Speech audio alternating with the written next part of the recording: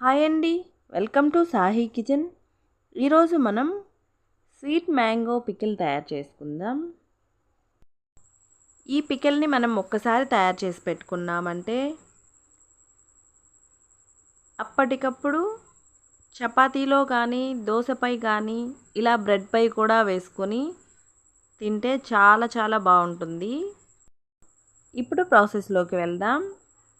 ముందుగా పచ్చి మామిడికాయలు తీసుకొని పైన ఉన్న చెక్కు మొత్తం తీసేసి తురుముకొని పక్కన పెట్టుకోవాలి.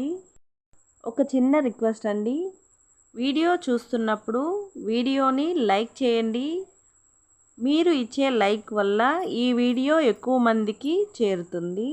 కాబట్టి వీడియోకి లైక్ చేసుకుని వీడియో చూడండి.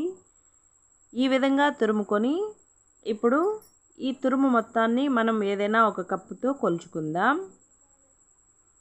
నాకు 2 కప్పులు మామిడికాయ తురుము వచ్చింది. అదే కప్పుతో 2 కప్పులు బెల్లం కూడా వేసుకుంటున్నాను. ఇక్కడ బెల్లంకి బదులు చక్కెరతో కూడా చేసుకోవచ్చు. నేనైతే బెల్లంతో చేస్తున్నాను. ఇలా 2 వేసేసుకుని స్టవ్ పైన మీడియం ఫ్లేమ్ మీద పెట్టి ఇలా కలుపుతూ ఉంటే మనకి బెల్లం మొత్తం చక్కగా కరిగిపోతుంది. ఇలానే మీడియం ఫ్లేమ్ మీద కలుపుతూ ఉంటే మనకి బెల్లం మొత్తం చక్కగా ఈ విధంగా కరుగుతుంది. ఇప్పుడు ఇందులో 1 టేబుల్ స్పూన్ జీలకర్ర పొడి వేసుకొని మరొకసారి బాగా కలిపేసుకుందాం. ఈ మిశ్రమం మొత్తం మనకి తీగ పాకం వచ్చేంత వరకు ఇలానే మీడియం ఫ్లేమ్ మీద కలుపుకుంటూ దగ్గర పడనివ్వాలి. ఇప్పుడు ఇందులో 1 టేబుల్ స్పూన్ కారం, కొద్దిగా సాల్ట్ కూడా వేసుకొని మరొక 2 నిమిషాల పాటు ఇలానే కలుపుకుంటూ దగ్గర పడనివ్వాలి.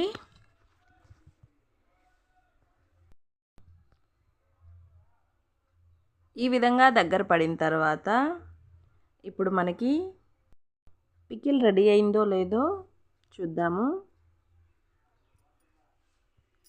చూసారు కదా, ఈ విధంగా తీగ పాకం వస్తే మనకి స్వీట్ పికిల్ రెడీ అయిపోయింది.